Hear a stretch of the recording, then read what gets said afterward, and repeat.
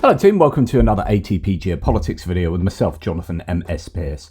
This is a US elections special where I just give you a deluge of my thoughts and tabs and try and thread together some kind of narrative for understanding, not some kind of biased narrative, although of course I have my biases and I am very much not a fan of Donald Trump and his authoritarian inclinations. But I'm trying to understand this election and how it is looking like it is looking. So all the polls at the moment say it is squeaky bum time. It is insanely close all across the battleground states and, well, somewhat nationally, although there are some polls to suggest that Harris is 3 or 4 points up nationally. All these discussions about whether the polls are accurate. And then you look at these different nuggets of news that we're hearing. So whether it be lots of people calling Trump fascist, like people that he worked with, people in his administration, and claims about, say, the economy, abortion claims, and this and that. And you're saying, okay, why is this not hitting home? Why is it not getting through? Why is it so close? Because in a normal election, if everyone knew about those sort of things, you'd be like, hang on, what's going on there? So there seems to be this difference between the fundamentals and the reality, the fundamentals and the perception. So the real situation on the ground, as in, Mark Milley definitely said this, and we have H.R. McMaster definitely said this, Mark Esper definitely said this, John Kelly definitely said this. But why is it that the polls are so close? What is going on with that? Why is that disconnect between the reality and perception? And then we look at other data points. I keep talking about how there's an enthusiasm gap between what we understand as as to what is going on in, say, these different rallies that are taking place. So, for example, you've got, rallies, at Harris rally, you've got 30,000 people in Georgia going absolutely nuts. You've got Houston going absolutely nuts. And you've got Trump rallies that are struggling to reach that enthusiasm level. Like empirically so again, like just the sheer, if you listen to the shouting and the screaming and the packed arenas of the Harris rallies, you are not seeing that reflected in the Trump rallies. And yet it's super close in the polls. So what's going on here? Because you would expect that enthusiasm that we see at these rallies to be reflected in the electorate. Here is, Trump speaking in Pennsylvania recently, right? And he's literally speaking. You can hear the low energy.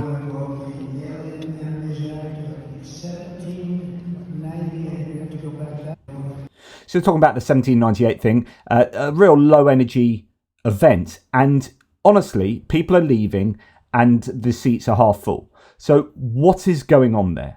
Because that is not reflected in the polls. There's an enthusiasm difference, I think, between these events. And yet the polls show that, or supposedly show that it is right, is 50-50, etc., etc. And we have, goodness me, so we've got Beyonce, we've got Eminem, we've got Willie Nelson, we've got Michelle Obama coming out, and people going wild. Honestly, listen to this. This is a data point. This isn't me trying to say, oh wow, Kamala's going to win because you've got Michelle Obama appearing at a rally. What I'm trying to say is, listen to the crowds and listen to the enthusiasm, because enthusiasm or intensity sometimes is a term that's used, means something. There is an intensity to the rallies here.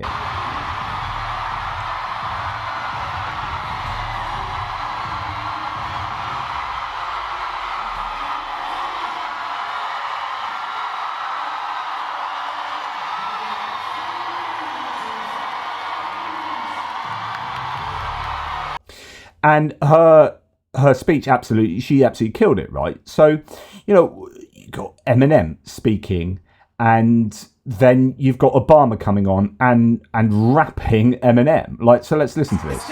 Detroit. What up, though? So look, I wrote down a few things I wanted to say. I love you too. Thank you. I'm here tonight for a couple of important reasons. As most of you know, the city of Detroit and the whole state of Michigan mean a lot to me. And going into this election, the spotlight is on us more than ever, and I think it's important to use your voice. So I'm encouraging everybody to get out and vote, please. I also think that people shouldn't be afraid to express their opinions. And I don't think anyone wants an America where people are worried about retribution or what people will do if you make your opinion known. I think Vice President Harris supports a future for this country where these freedoms and many others will be protected and upheld. And here to tell you much more about that, President Barack Obama.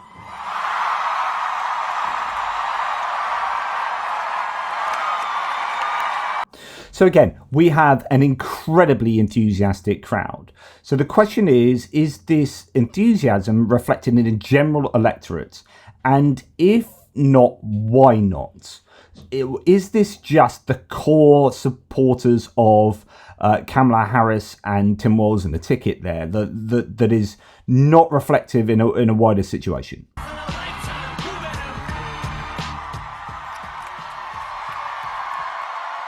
Hello, Detroit!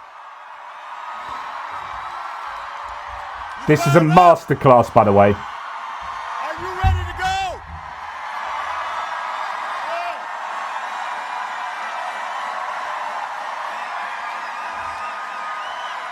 Hey, I've got to say,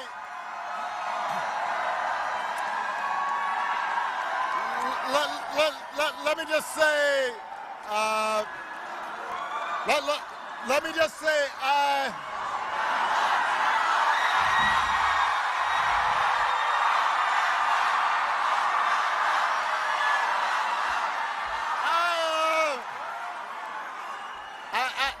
I gotta say, you know, I have done a lot of rallies, so I don't usually get nervous. But I was feeling some kind of way following Eminem. I mean, I notice my palms are sweaty, knees weak, arms are heavy, vomit on my sweater already, mom's spaghetti. I'm nervous, but on the surface I look calm and ready to drop bombs, but I keep on forgetting.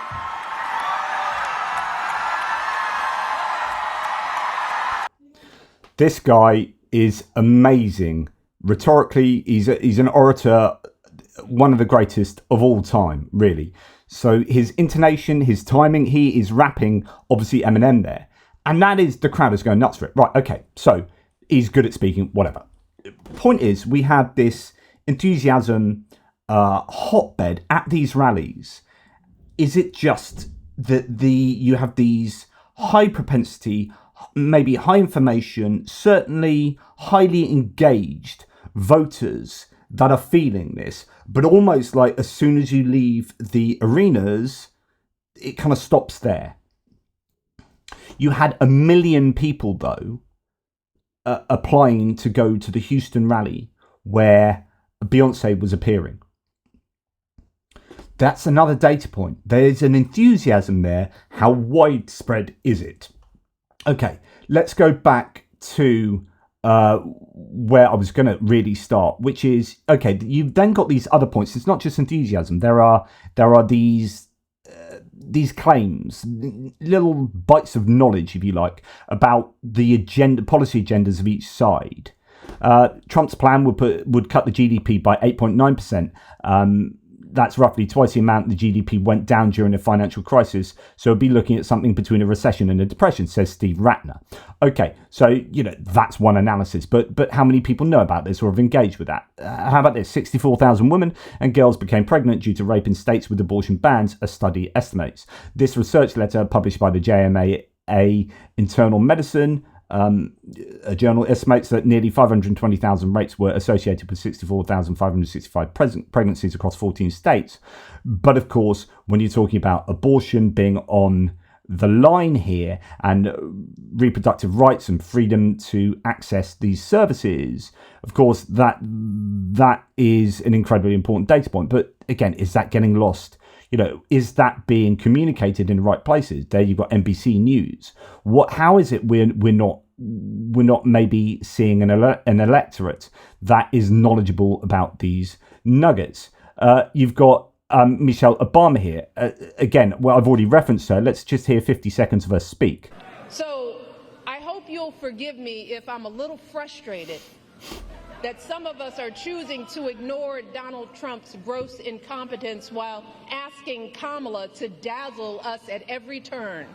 I hope that you'll forgive me if I'm a little angry that we are indifferent to his erratic behavior, his obvious mental decline, his history as a convicted felon, a known slumlord, a predator found liable for sexual abuse, all of this, while we pick apart Kamala's answers from interviews that he doesn't even have the courage to do, y'all.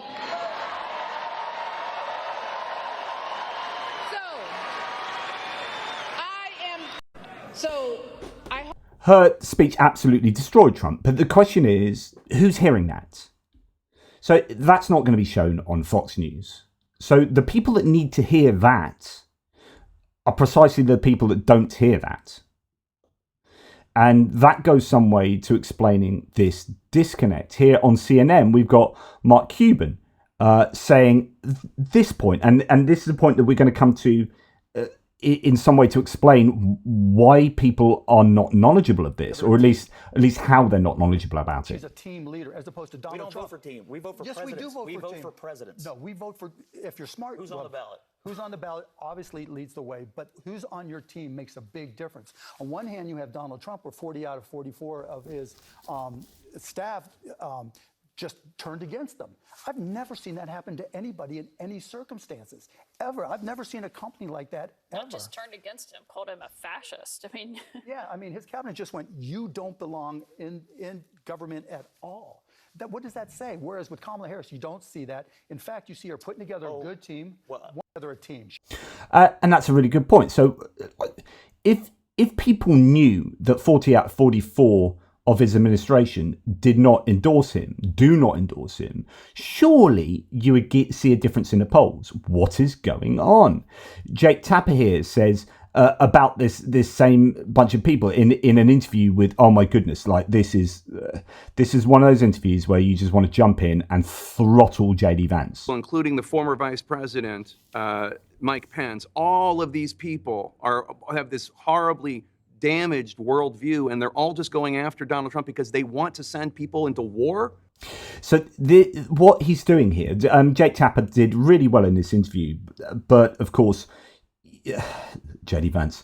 But JD Vance is essentially saying all of these people are wrong and Trump is right. You're like, seriously? Like, 4-star generals are just lying. They spent all their lives being like absolutely on point, to the point where they are elevated to a place in the administration by Donald Trump, indeed, at the end. But all of that life going through merited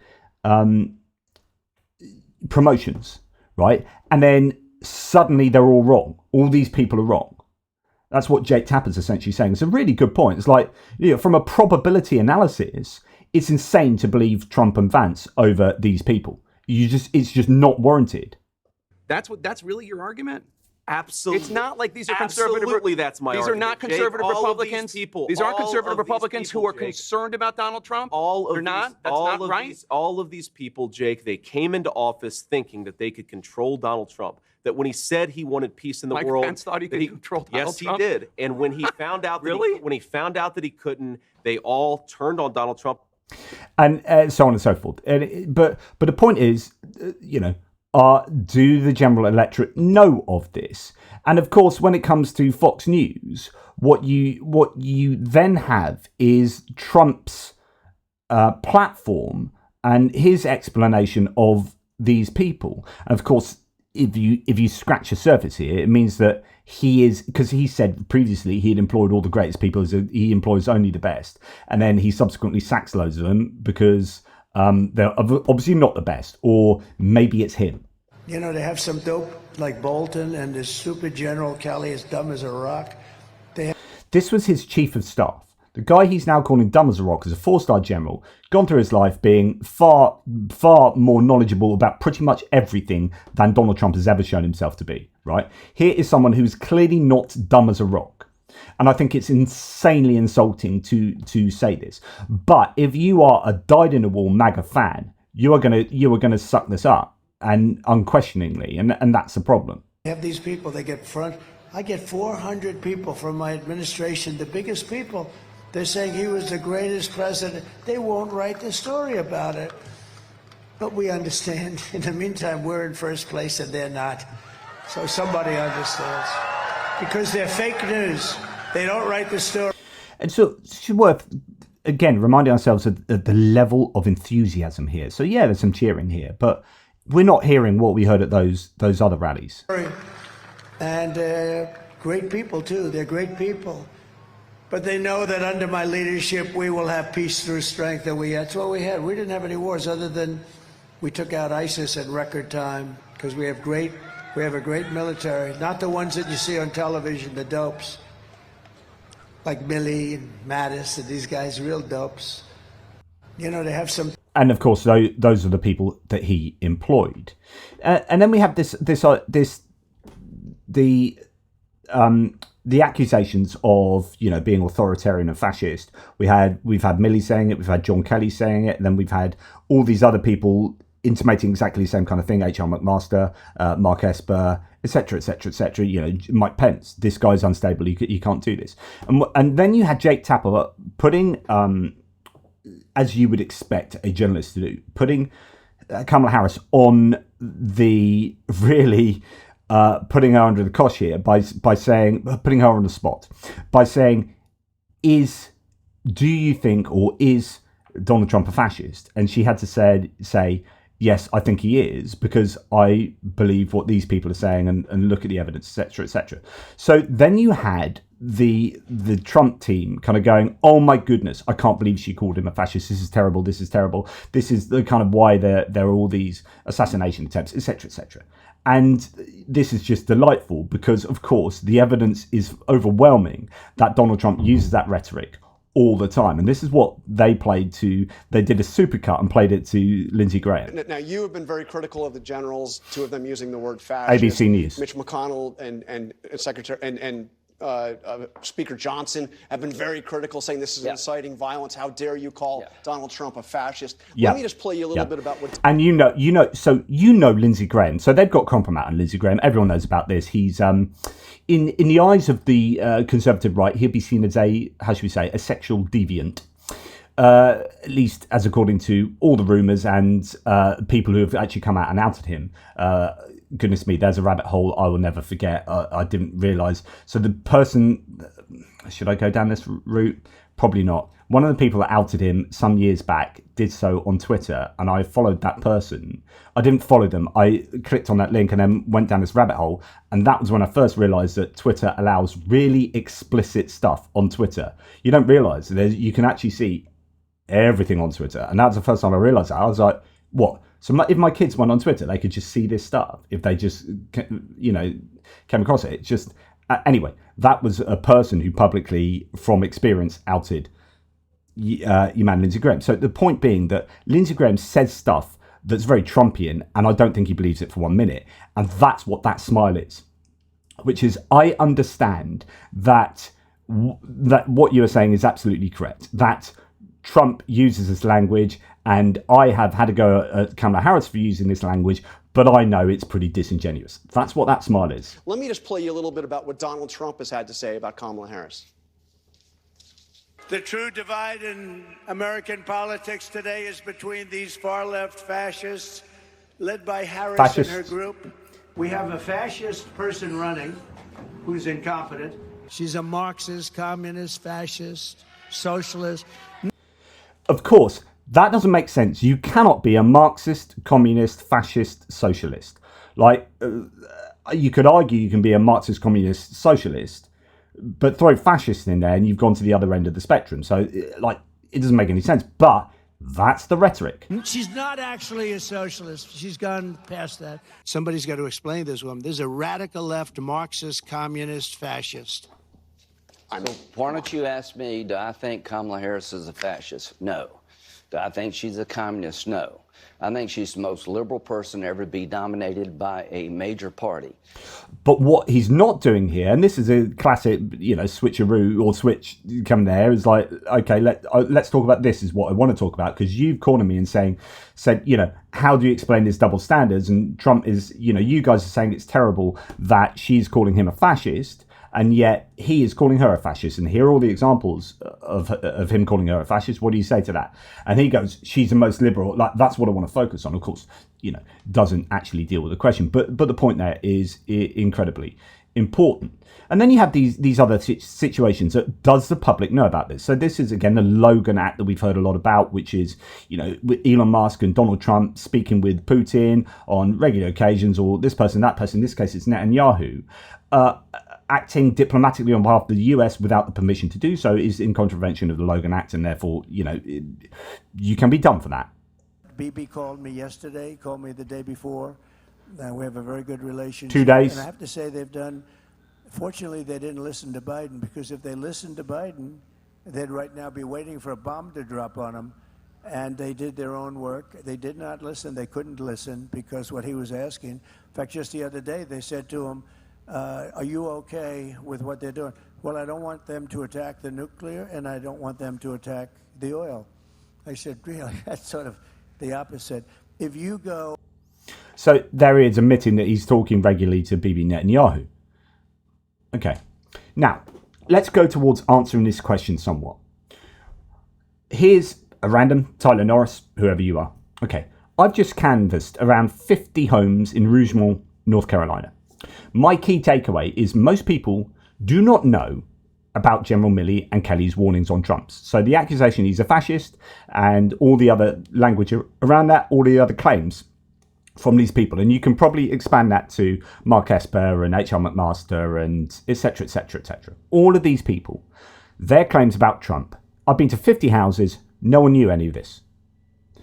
No one knew about Milley and Kelly's warnings about Trump. Multiple undecideds I spoke with were surprised to hear and listened. His takeaway, Tyler Norris's takeaway, is more canvassers are needed. Change your plans. You won't regret it. Even if you can show up only for one canvas shift next weekend, it matters. You'll feel infinitely better than doom scrolling. Meet inspiring people and learn from conversations with voters. Take 60 seconds to sign up. Mobilize.us. Okay. That's really interesting. Although it doesn't explain why, this is the how bit. How do people... No, not the how bit. It explains the how, the difference maybe between the highly enthusiastic voters in these rallies and the people out there in the general public.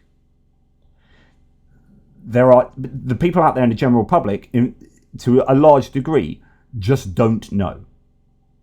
That then explains how there's a 50-50 lead, and yet you've got this enthusiasm, and you've got an awful lot of people that do, well, you've got some people that do know, but in the whole scheme of things, not enough people that know.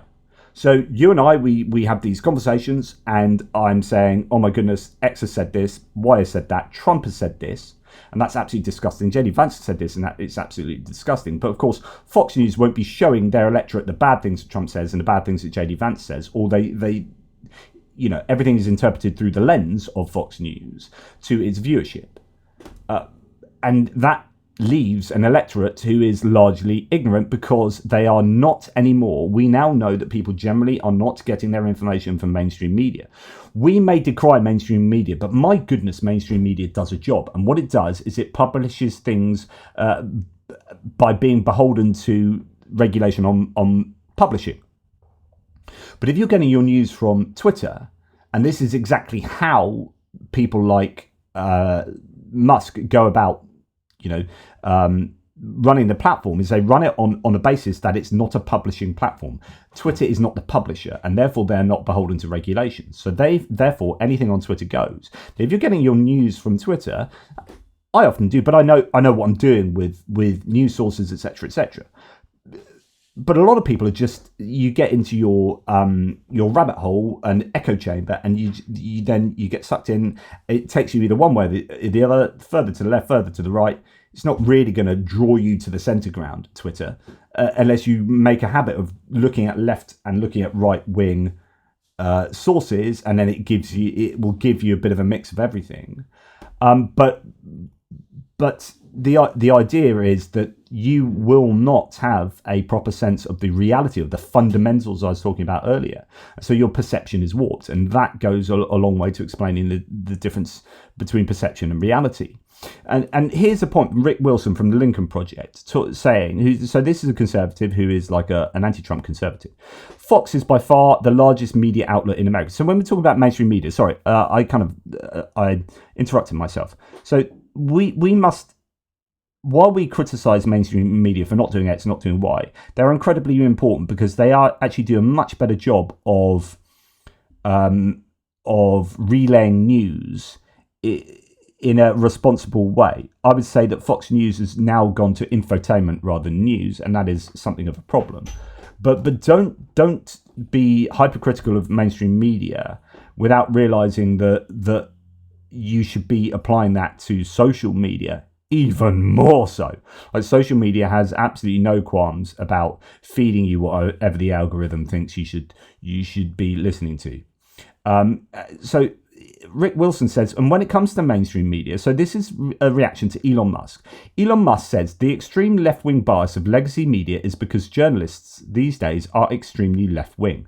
They can't even handle their newspapers not endorsing a candidate and remaining neutral. So in reaction to the Washington Post endorsement situation. So Rick Wilson says to that, but this idea that the mainstream media is so left-wing. Fox is by far the largest media outlet in America in both reach and personnel. Sinclair is this company that owns the vast majority of local TV news stations, and I did a section on Sinclair previously, owns a majority of local TV stations. Talk radio is overwhelmingly dominated by conservative voices. I know what you're saying is a lie because I was one of the Republican operatives who invented and promoted it. That's what Rick Wilson did before he had this kind of road to Damascus moment. And it is a real, this is the biggest dirty trick the right ever pulled off, was convincing people that the media had a left bias. This happens in the UK loads, that the BBC is left wing, and that is to look at its social and cultural programming and then say, therefore it's left wing, rather than understanding that actually when it comes to its political and economic reportage, that the people in positions of editorial power there are all conservatives, all right wingers.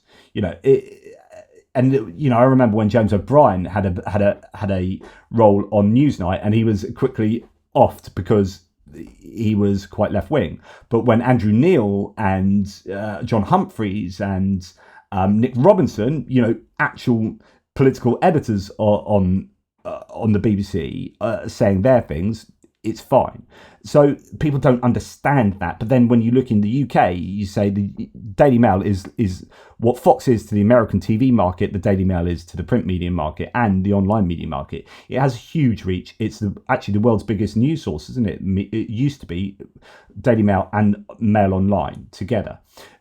And they are just insanely right-wing. And in the UK, you have about 9 print and news media sources that are right-wing and about 2 that are left-wing.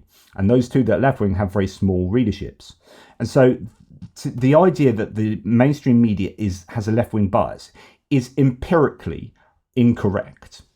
And then when you start having conversations about, well, actually, you think CNN is communist and completely left. Actually, from a European point of view, CNN is deeply centrist.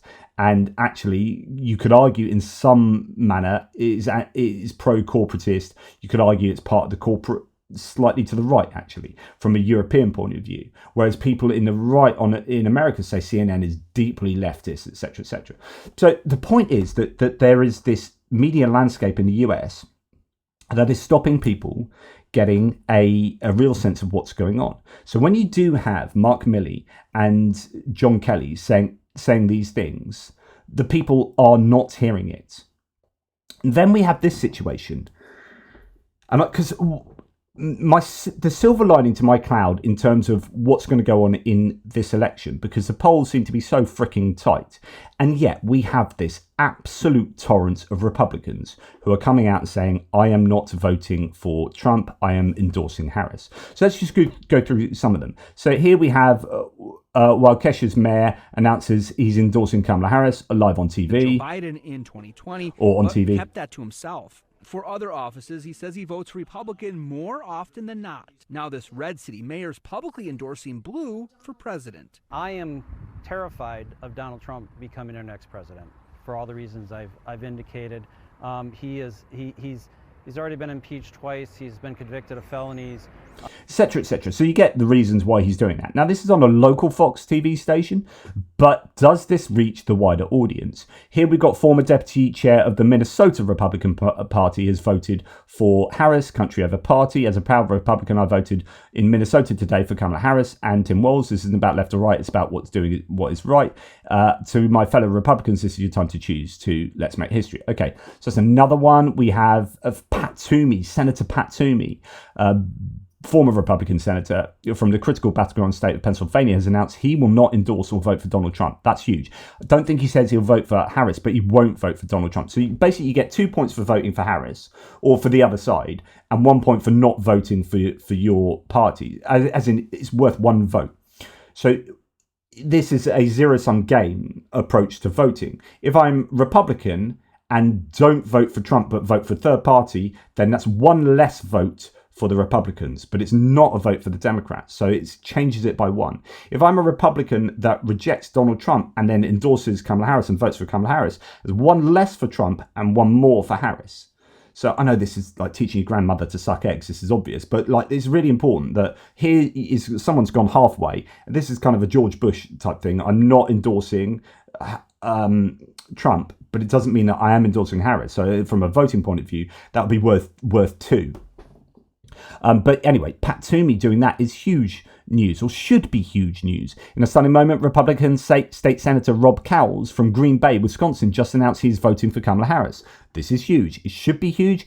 Is that being reported on Fox News, right? So that you've got a state senator voting for Kamala Harris. Here we've got former longtime Republican Congressman from Michigan, Fred Upton, endorsed Vice President Kamala Harris, saying Donald Trump is divisive, unhinged, and has not changed his colours. Quote, he's still talking about the election being stolen, trashing women left and right. He's just totally unhinged. We don't need this chaos. We need to move forward, and that's why I'm where I am, says Fred Upton. And I think that's quite a big thing because there's quite a lot of Fred Upton, I think, is quite a big player. But anyway, I may be wrong there. Oh yeah, so former GOP Congressman Fred Upton. Today I'm joining more than 30 former Republican members of Congress who publicly refused to support Donald Trump, and I'm proud to say that I've already cast my ballot for Kamala Harris. I've never before voted a Democrat for president, and I'm honestly never thought that I would. Incredible. So that's another one to add. And then here, so to everyone trying to discredit John Kelly as disgruntled, John Kelly is a US Marine Corps general. Trump is a draft dodging serial liar. I think we'll all know who's telling the truth. John Kelly isn't alone. 40 out of Trump's 44 cabinet members said similar stuff. So the point is, why don't people know about this? Mike Pence, Mark Esper, James Mattis, John Kelly, Mick Mulvaney, Mark Milley, John Bolton, Cassidy Hutchinson, Stephanie Grisham, Sarah Matthews, Auntie Scaramucci, Alyssa Farrow Griffin, Bill Barr, H.R. McMaster, so on and so forth. Now, I don't know that all of them have endorsed Harris, but again, you get the point. They've not endorsed Trump. And if everyone in the electorate knew this, knew the vast number of people that were in his administration and have heard what they said about him, such as you can see in this infographic, then I'm not sure that the polls would be as close as they are. Here we've got I and 22 other Nobel economists signed a letter endorsing Kamala Harris for president. We believe Kamala Harris's policies will result in a stronger economic performance with economic growth that is more robust, more sustainable, and more equitable. Again, how many people know about this? Did you all know about that? Northampton County, Pennsylvania, has voted for the winning president candidate for 100 years. So this, although I don't know about this Muhlenberg poll from a few days ago, I'm not sure how good they are. But Harris up 4% in Pennsylvania, 7% in Lehigh. I tell you, Lehigh and Northeast, if they vote for Harris, Harris wins the election. Pennsylvania goes to Harris, and she's much more likely to win the election. So you can boil the entire general election down to a couple of districts in Pennsylvania. But I do worry because a lot of these polls are very close. So the question is, one, are the polls actually accurate, and are they representing what people are genuinely thinking? And two, are people just not aware of what's going on? And it's going to be an element of both. I think there is a disconnect, but I also think the polls are not reflecting reality, because you can't have all of these. These are, of course, all the people I've talked about just now are high information voters, of course, because they are working in politics themselves or economics and so on and so forth. So they are going to have a much greater grasp of what's going on. But surely, like I've said to you on several videos before, it would be impossible to have all these kind of famous Republicans rejecting Trump and going for Harris, and that not to be reflected in the rank and file electorate. There has to be a movement away from the Republicans to Democrats. So when we see these early vote tallies, and they are showing a lot of Republicans voting, there are lots of questions that need to be asked, which is, okay, does that mean the Republicans are voting early, but actually on election day they're not gonna vote? Because actually it looks from the stats that most of these people are not new voters, they're people who voted previously. So these are your high information, high propensity voters that are coming out and voting early. But also, is there a significant percentage of these who are going to be voting for the Democrat ticket? So that's that. So you've got all the things I've talked about previously going on there. I'm not sure the polls are reflecting accurately that move, and also the gender gap is huge. And there is a case that there will be a massive turnout of women, and that is going to hugely favour the Democrats, and that's why their closing arguments, the Democrats' closing arguments, are going to be a lot about reproductive health. Abortion is going to be back on the agenda. Bill Crystal says, so then what happened is you've got famously two big newspapers, the Washington Post and the LA Times, refusing to endorse Harris. Apparently they had the articles written. I know the Washington Post did. They had a series that was going to happen as well. And Jeff Bezos got involved. Both papers are run by billionaires who are not wanting to annoy Trump because Trump has kind of threatened them. And this is deeply, deeply worrying. And it reminds me of Timothy Snyder's On Tyranny. So his On Tyranny book is an absolute must read. It's a totally brilliant book. And his lesson number one in that is do not obey in advance. Most of the power of authoritarianism is freely given. In times like these, individuals think ahead about what a more repressive government will want and then offer themselves without being asked. A citizen who adapts in this way is teaching power what it can do. Holy freaking damnations. That is so prescient, because that is what the LA Times and the Washington Post have done. So Bill Crystal, quoting from the Washington Post, the opinion from their humor columnists. So they came out, and what happened with the Washington Post is the editor-in-chief has now resigned, very publicly so, and said this is absolutely unacceptable. And it's fallen to the humor columnist to give their kind of official, unofficial endorsement of Kamala Harris. And my goodness, so their tagline of the Washington Post is "Democracy dies in the darkness." Of course, you should see their cartoonist. And I'm going to find that. Here it is. So "Democracy dies in the darkness," and this is their cartoonist. And their cartoon, after hearing the news of the Washington Post pulling their endorsement of Harris, is just drawing a picture of darkness, as in this is the death of democracy, and that falls in line with exactly what Timothy Snyder was kind of saying. So we've got the humor columnist saying, quote, "If I were the paper, I would be a little embarrassed that it's fallen to me, the humor columnist, to make our endorsement. I will spare you the suspense. I am endorsing Kamala Harris for president because I like elections and want to keep having them." As a result of that, a bunch of other papers and media sites have come out and publicly endorsed Harris. Rolling Stone, Kamala Harris is the clear choice for president. One candidate has spent her career as a dedicated public servant who believes government exists to serve the people. The other has divided the nation by his own personal gain. We've got an endorsement from Wired. This might cost me billions in government contracts, but just to be clear, Wired endorses Kamala Harris. We've got the Houston Chronicle. We've got Philadelphia Inquirer was another one.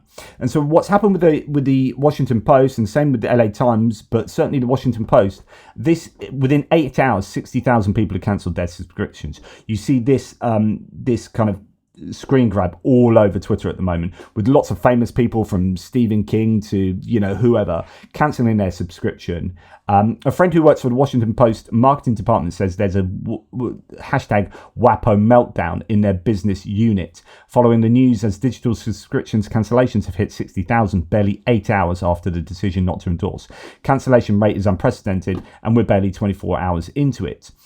We have then the scandal that's now coming out that the Washington Post outgoing editor-at-large and longtime columnist has made explosive claims that its owner Jeff Bezos struck a deal with Donald Trump in order to kill the newspaper's endorsement of Kamala Harris.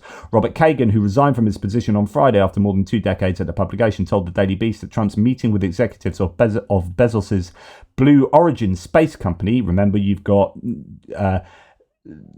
Elon Musk with his own SpaceX having given something like 150 something million towards the Trump campaign and being a person of importance going forward. There's certainly some interesting shenanigans potentially going on here. Anyway, Trump met with the executives of Bezos's Blue Origin space company the same day that Amazon founder killed a plan to support Harris, and he said it was proof of a backroom deal. So what do we have? A billionaire has forced the Washington Post to not endorse Harris. Another billionaire has forced the LA Times not to endorse Harris. The richest man on the planet has spent $152 million to elect Trump. That's Elon Musk. We simply cannot allow the oligarchs to install their dictators. So let's rewind back to the left. There's a left media bias, and you have this going on where if you do argue that the Washington Post and the LA Times have a left-wing media bias, and they have been bought out by the right, they've been bought out by influence from Trump's team, etc., etc. So we then go and look at the latest polls, and you think, my goodness, it's so close. It's incredibly close. In fact, it's really swung from Harris up to either Trump up or even in all these battleground states. What is going on there? And a lot will be to do with the media being controlled, the media narrative being largely controlled by, say, Fox News, overwhelming reach, and delivering to their audience very an altered reality, I think. And then you have an awful lot of people not getting their news. Simply, most people are not getting their news from these mainstream media sources and then getting it from social media. But that is not giving them the diet that they should have of what they need to know in order to cast a justified vote. So you have low information voters not knowing that 40 out of 44 of the administration of Trump's previous administration do not endorse him, and that some of them in the most important positions have called him a fascist, including his chief of staff. But then you get like all these contradictory data points. So this is what, of the 904,195 young Democrats who voted early, 331,909, 36.7% of first-time voters. The enthusiasm around Vice President Harris cannot be understated. So then we get back to, are we in a situation where there's a massive undercount of the women voters and the young voters who will be voting for the Democrats? Do we have, so we've had a 3-hour rambling interview of Joe Rogan with Trump. Will that sway enough, like particularly young white men, but also young men generally, to vote for Trump? Well, that was an absolutely horrific interview, in my opinion. Everything that was said was just complete BS and ostensibly lies. But since Joe Rogan was complicit in that, there was no challenge to Trump, and so all of those lies and BS that to someone like me, a high information voter, not that I'm voting this election, but a high information human, I know that that's nonsense. But so most people watching that, do they know? Do they just suck that in? And this diet, you then get a diet of information that remains unchallenged. So how will that fare? You get. I was listening to Dave Trotter on Voting Trend, who I've interviewed here, but he's dooming a little bit at the moment because he's saying, well, actually, the early vote stats are looking pretty challenging. I'm slightly worried about Pennsylvania, and yet when you go and see the Pennsylvania rallies, they're going freaking mental for Harris, and they're fairly subpar for Trump. And you're thinking, something's going on here. Like, what is happening?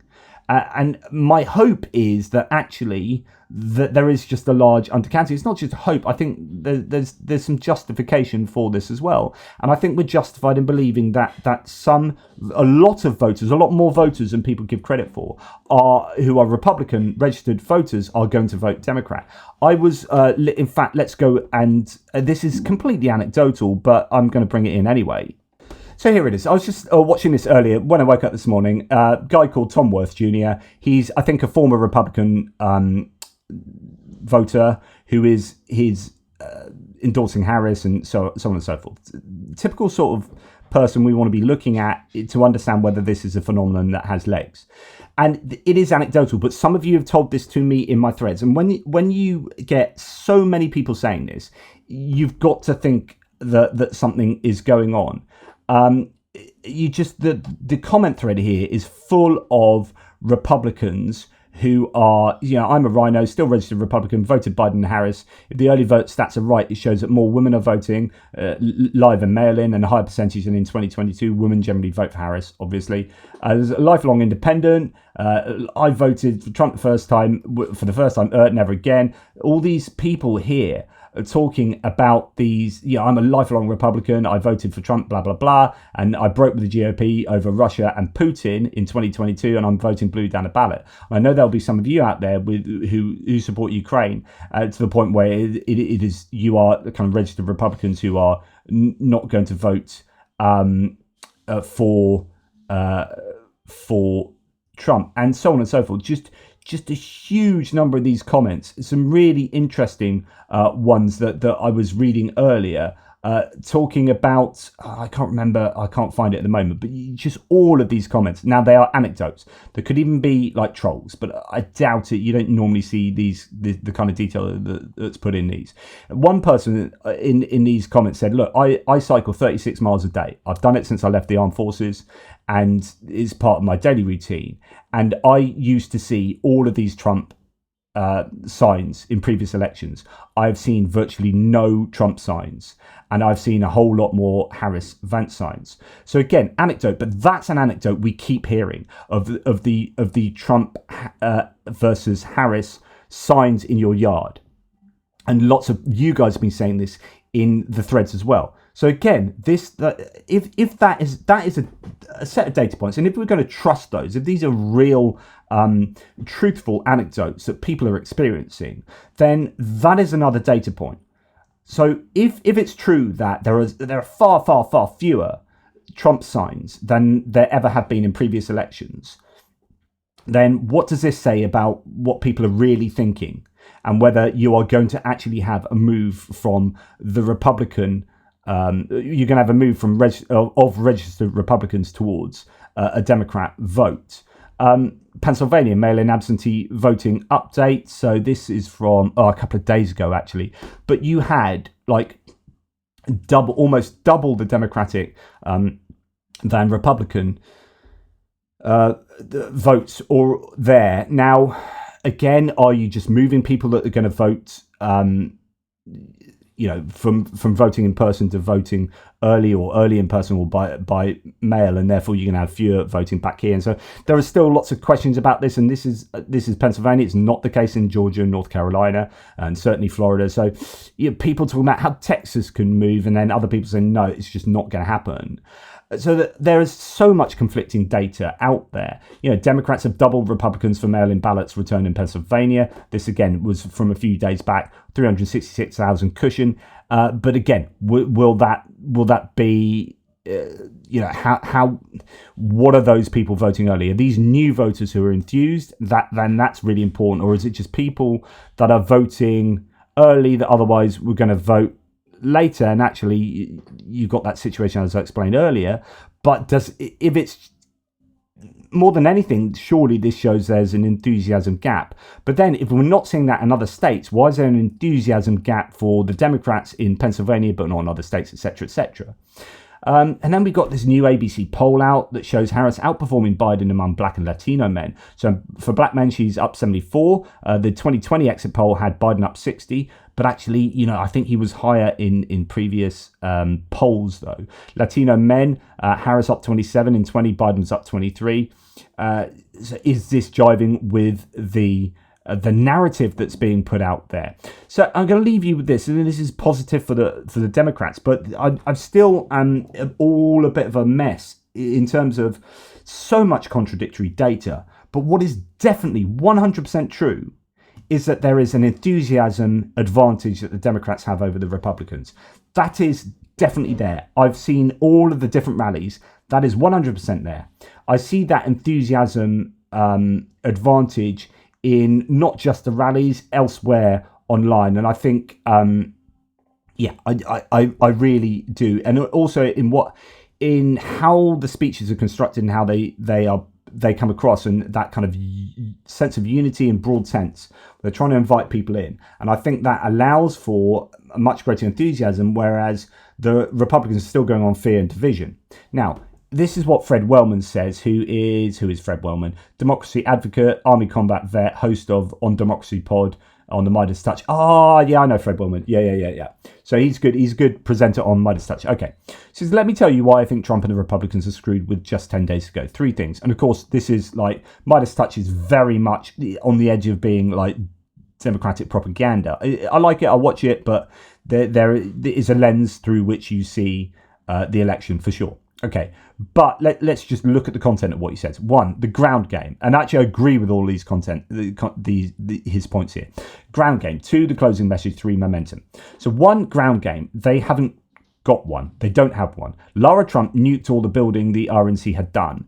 Trump torched all of his money on lawyers. They simply ignored the entire concept, thinking rallies and transphobic ads were enough. They aren't. Politics hasn't changed so much that people knocking doors, making calls, organising voter drives, and pews to the polls, etc. don't matter. Do you really think that these marching bands leading college students to vote happen spontaneously? No. Then they've got Elmo desperately throwing money into a bonfire with paid canvassers that are ripping him off. They aren't knocking the doors and have no skin in the game. They aren't true believers. They aren't convincing anyone. In the last 10 days, it's all about turnout. Turnout is the ground game. Trump has 0. Okay, just to give you a bit more meat to the bone here.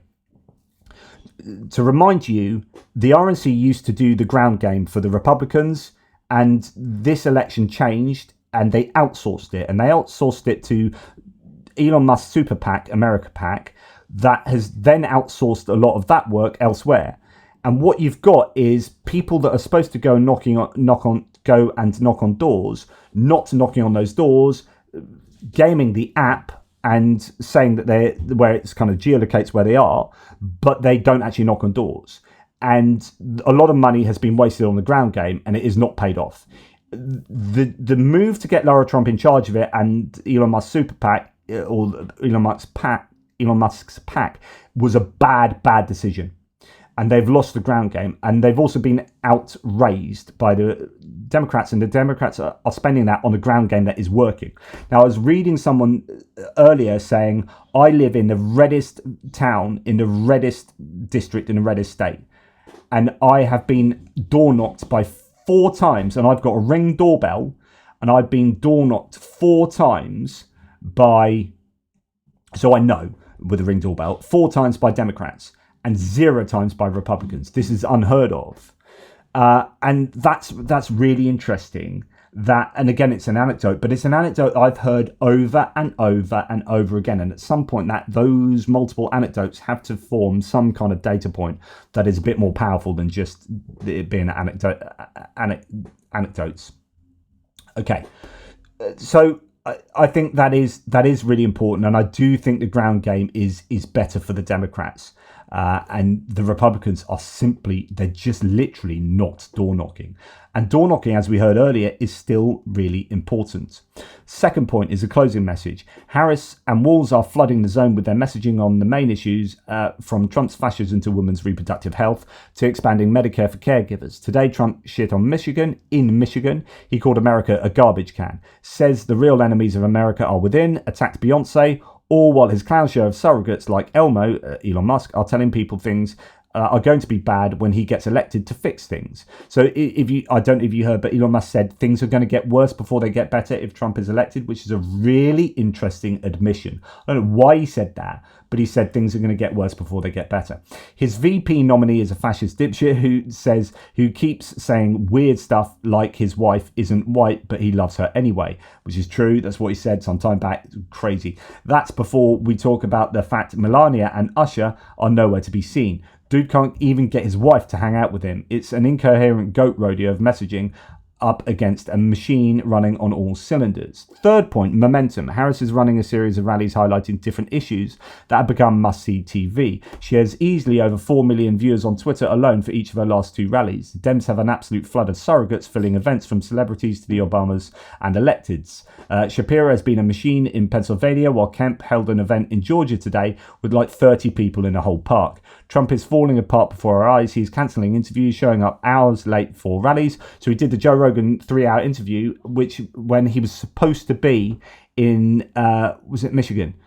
Yeah, and he left his people out in kind of freezing temperatures for 3 hours. 3 hours late to that because he is on Joe Rogan for 3 hours, which he knew it would be, and yet didn't. Just really bad scheduling. Anyway, he's cancelling interviews, showing up hours late for rallies, rambling incoherently and bragging about it because some idiot told him he's doing the weave when he's really a mentally ill idiot who can't complete a thought. He's having a rally at Madison Square Garden with the longest list of freaks and nut jobs imaginable, from Rudy Giuliani to famed comedian Kill Tony, but not a single member of Congress or candidate from New York except pathetic Elise Stefanik. This is really important, actually. So you go to New York, Madison Square Garden, which is an interesting place for him to go and do a rally because he doesn't really need to do that. He needs to get up there to those swing states, and that's where he needs to be. But he's going to New York, and he doesn't even pick many local New York representatives or senators or anyone that could use his help, apart from Elise Stefanik, who is highly problematic. And he's like kind of Z-list celebrities. You don't want to be a psychic. You don't have to be a psychic to feel they're limping into the finale with Harris Waltz on the express train of joy, organisation, money, and good policies. The momentum is all on the Dems. That's before we talk about the insane turnout from women. Final thought: ignore the polls. Turn people out. Keep pushing. Vote early. So it's really important to vote early, by the way. So what happens if you vote early? You get taken off the list of like phone polls, and it means you won't get people wasting their time on you because you get crossed off these lists. So they say vote early is a real benefit because then the ground campaign can distill their concentration on the people who haven't voted, who are the people they need to. So that's why they talk about people voting early. Turn people out, keep pushing, vote early, talk to your friends and family to vote, keep fighting around the clock until the clock hits 0. If we do the work, it will be over on election night. Donald Trump is running to stay out of jail. We're fighting for our future. I like our odds. Just my 2 cents over a drink and a pizza. Now get to work. We ain't done yet. Okay. Point being that okay, you take that for what it is, which is a guy who is very clearly pro Harris and whatnot, so kind of campaigning on her behalf. But I think this is true, because I think they do have a better ground game. They've outraised the Republicans, and they've got that. They've got arguably a better closing message. And they what they do is they focus group everything. So when you say, why is she concentrating on this? She's concentrating on that because actually that's what the data tells them they should concentrate on. I don't have that trust with Trump, because I think he just says whatever he says. And I think his team says, you need to say this, this, and this. And he goes, okay. And then just goes out and goes, blah.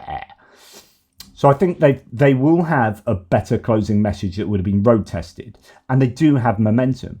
But the question is, does momentum transfer into votes? What can we say about the closeness of all the polls? That really, everything has tightened up. If we look at the national election is tightened up to 1.3, and it was at sort of 3%. It's now 1.3%. It's incredibly close. And yeah, I don't know. The media landscape has a lot to answer for, of course, but I just get a feeling that people are being undercounted. Anyway, let me know what you think. And of course, remember, I did that poll on my own. So if we go to, sorry, I keep trying to go here, but if we go to my own channel and look at that poll on my community, let's go to the community tab and go to the poll here. We have how many votes? 526 votes now. 4% are Democrats going to Republicans, 16% Republican to Democrat registered. So that's 4 times as many Republicans are going to Democrat than Democrats to Republican. Okay, and this is a data point. This is people answering this, assuming it's truthful. And then we have registered independents going to Republicans, 6%, 28% independent to Democrats. So that is about almost 5 times as many independents going for Democrat than Republicans. So the question is going to be, which way do independents split, and how many Republicans are leaking to the Democrats compared to Democrats leaking to Republican?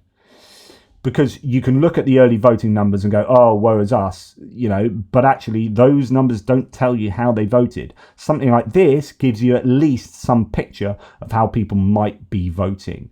And then when you look at the famous Republicans going to endorse Harris and see that there are literally no famous Democrats endorsing Trump, then that's got to tell you something. And that has to be reflective of the national population to some degree.